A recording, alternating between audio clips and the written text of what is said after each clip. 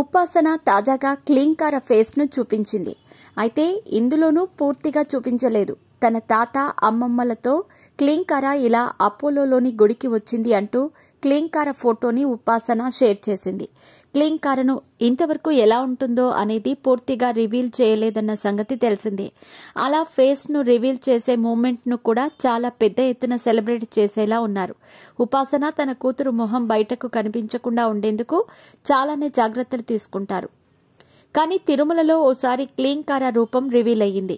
ఆ శ్రీవారి సన్నిధిలో అలా క్లీంకార రూపం చూడటంతో మెగా ఫ్యాన్స్ అంతా ఎంతో సంతోషించారు.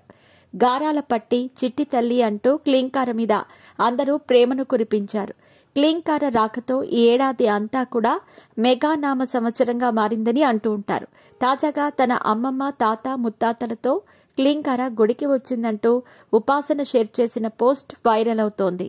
ఈ రోజు మా హాస్పిటల్లోని టెంపుల్లోని శ్రీ వెంకటేశ్వర స్వామి తన తాత ముత్తాతలతో కలిసి క్లీంకార దైవ దర్శనానికి వచ్చింది. క్లీంకారను అలా చూస్తుంటే నాకు నా బాల్యం గుర్తుకొచ్చింది. ఆ టెంపుల్కి నాకు అవినాభావ సంబంధం ఉంది. నాకు ఎంతో ప్రత్యేకమైంది ఈ ఆలయం. ఇవి నాకు వెలకట్టలేని క్షణాలు. ఓం నమో వెంకటేశాయ అంటూ ఉపాసన పోస్ట్ వేసింది.